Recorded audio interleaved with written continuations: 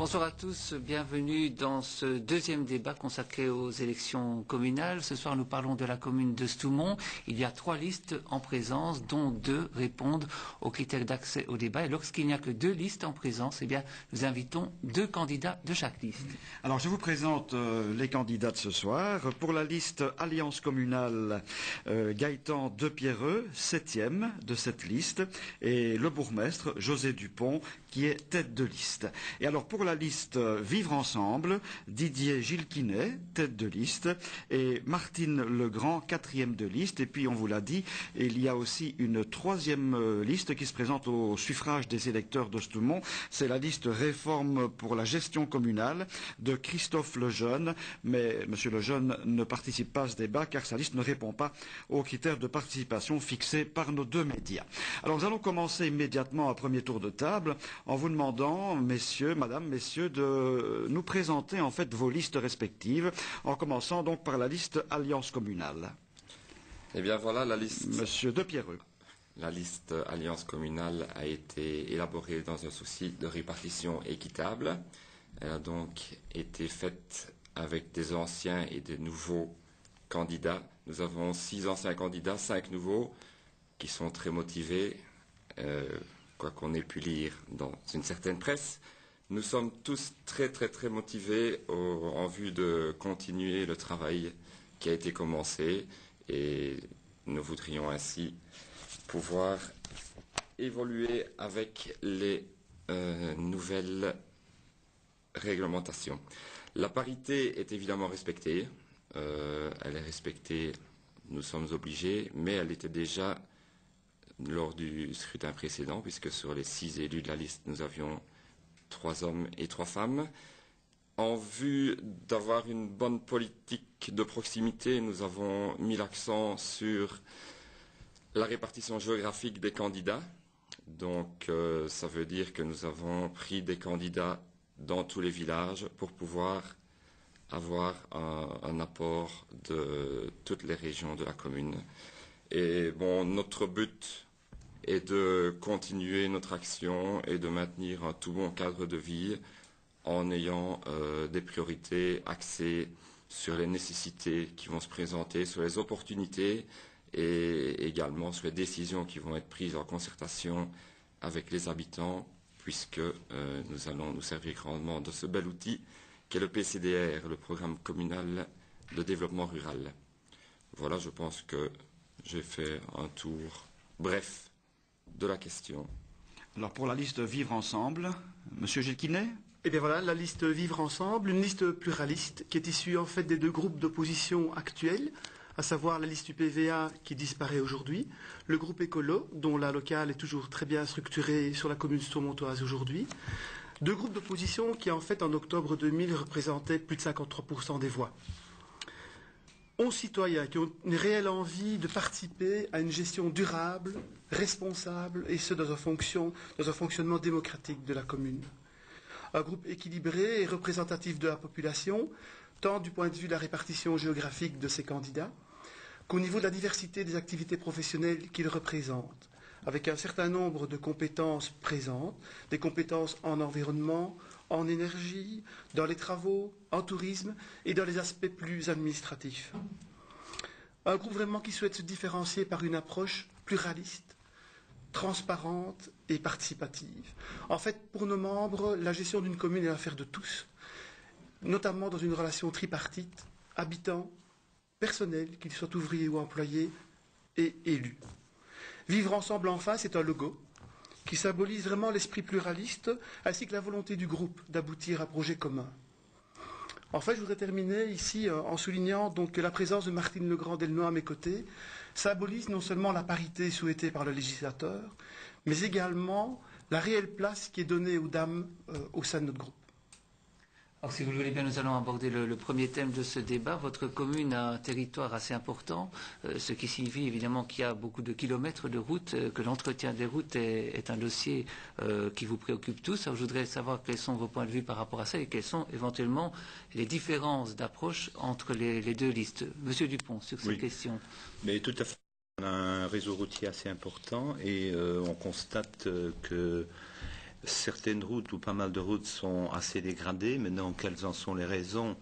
Il y a d'une part, est-ce que les matériaux utilisés actuellement sont moins performants? Est-ce qu'il y a plus de trafic? Est-ce que c'est les hivers qui sont plus rigoureux, les étés plus chauds?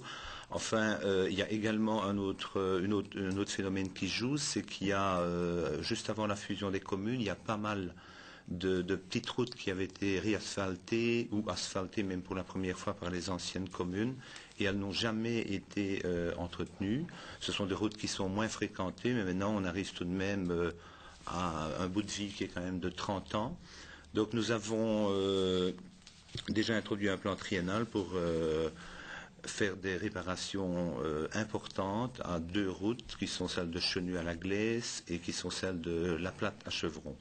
Donc ce dossier est approuvé par le ministre, nous aurons les subsides, ce sont des travaux qui se feront l'année prochaine, que ce soit n'importe qui au pouvoir à Stoumont, les routes de La Platte à Chevron et de Chenu à la Glaise seront réalisées. Il y en avait encore une troisième, c'est celle qui va de Cours vers Spa. Malheureusement, celle-là n'a pas été retenue, donc elle devra être introduite dans un nouveau plan triennal. Pour les petites routes qui sont communales et qui sont plutôt de liaison entre nos villages, nous avons à notre disposition un relevé, un état des lieux qui a été fait et qui déterminera un calendrier de réparation et d'entretien de ces routes. On peut estimer que les frais de réparation du réseau routier à Stoumont sont de 2 millions d'euros, dont les 3/4, je vais dire 1,5 million d'euros, peut être introduit au plan triennal pour être subventionné. Alors, du côté de Vivre Ensemble, quelle est la perception que l'on a de ce dossier? Alors il est clair que vous touchez là un élément très important puisqu'il s'agit d'un des griefs formulés par la liste Vivre Ensemble, à savoir une gestion au jour le jour sans vision à moyen court terme. Vous évoquez les voiries. Les voiries sont un domaine qui touche les habitants au quotidien. Et nous allons vous donner quelques petites informations par rapport à un relevé réalisé sur le cours des 12 dernières années.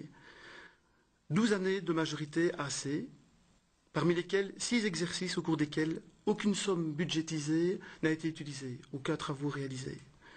2 exercices sur les 12 où, par rapport aux sommes budgétisées, 4 et 6% de travaux réalisés.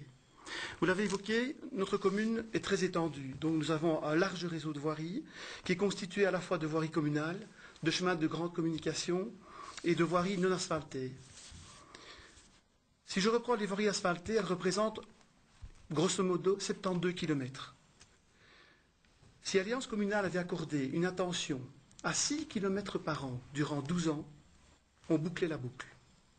En ce qui concerne les chemins de grande communication, plus ou moins 36 km.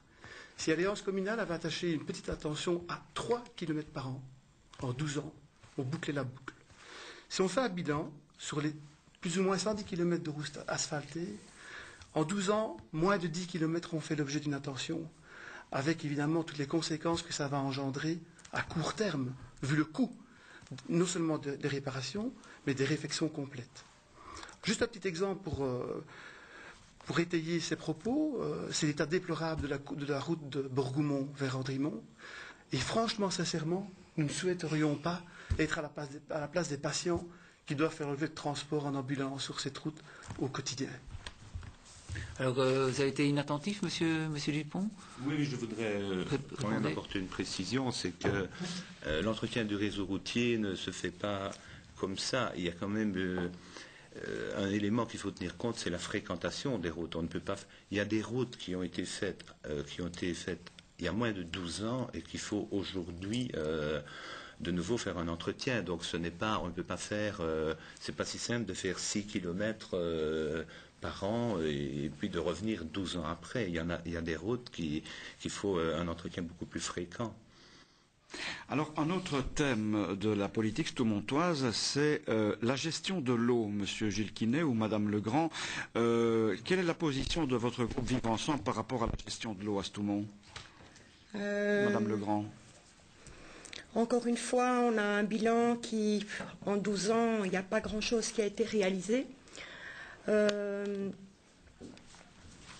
On parle d'extension de conduite Seul point, je vais dire, qu'on peut sortir à l'actif, et ça c'est quelque chose qui avait été voté à l'unanimité en conseil communal, je dis bien, en 2001, c'est la protection des captages.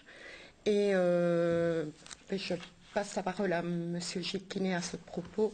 Donc, oui, en cette matière, en fait, si on regarde les programmes AC en 2004,